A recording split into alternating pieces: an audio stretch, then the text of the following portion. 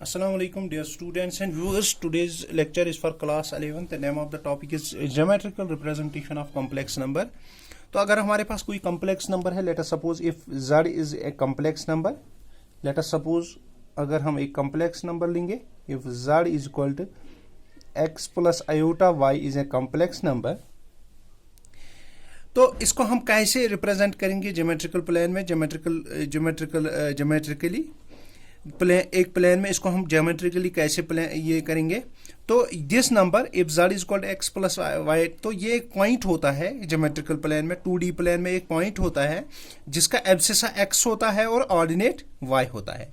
तो उस प्लेन को हम कॉम्प्लेक्स प्लेन कहते हैं। लेट अस सपोज हम एक लेंगे, अगर हमारे पास एक कॉम्प्लेक्स नंबर को रिप्रेजेंट करना है तो ये x एक्सिस है और ये y एक्सिस है, ये इसका ओरिजिन है।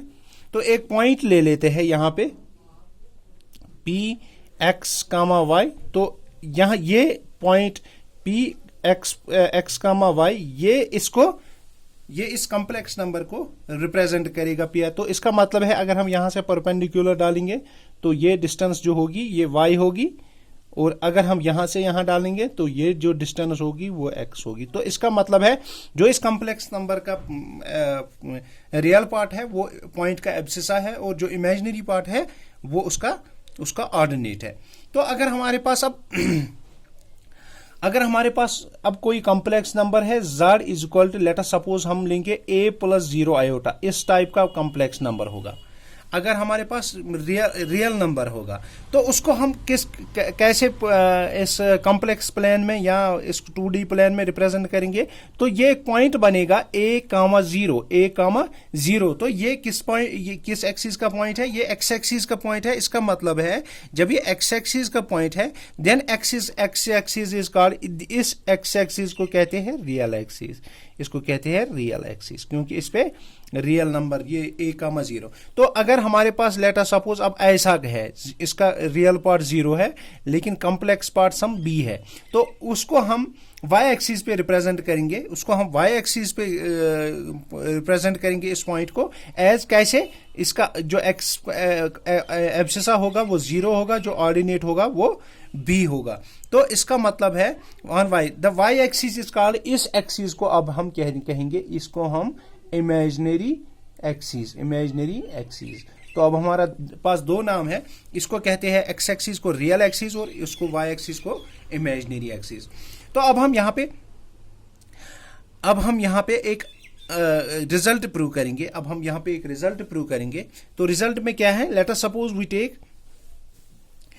टेक अगर हमारे पास if x is equal to z is equal to x plus iota y, अगर हमारे पास कोई कॉम्प्लेक्स नंबर है z is equal to x plus iota y, तो अगर हम इफ वी राइट ऐसे, if we write x is equal to r cos theta and y is equal to r sine theta, इसकी polar representation let us suppose, then जो हमारे पास z है x plus iota y वो किसके बराबर होगा, this is called r cos theta plus iota r sin theta, that implies this is called r into this is cos theta plus iota sin theta, ये हमारे पास point होगा। तो अगर हम फिगर की बात करेंगे, लेट अस सपोज हम लेंगे ये, इसको m पॉइंट से डिनोट करेंगे। In figure OM is equal to x which is called real part of z,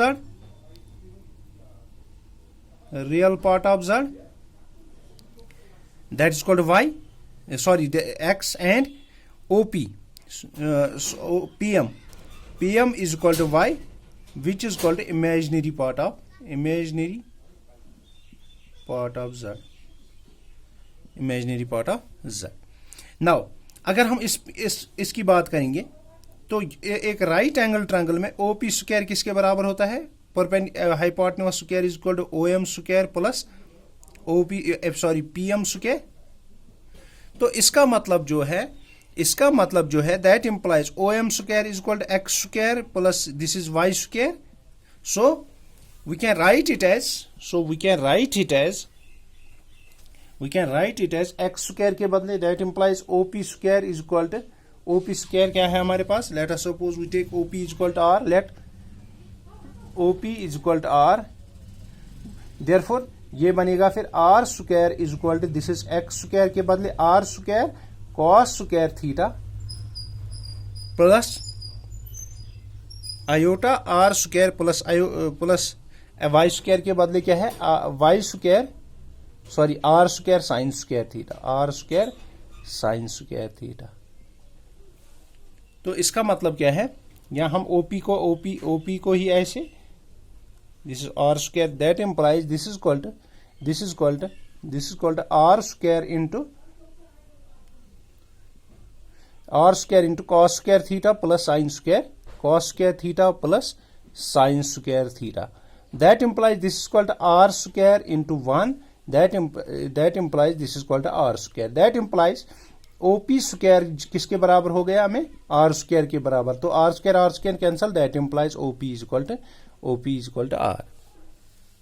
OP is equal तो उस OP is equal to r को हम इस यहाँ पे हमारे पास P है, तो ये परपेंडिकुलर है M, तो इसको हम मॉडुलस ऑफ z के और एब्सोल्यूट वैल्यू ऑफ z, तो उसको हम डिनोट करते हैं ऐसे, absolute OP is equal to absolute value of z और modulus of z which is equal to r, which is equal to r।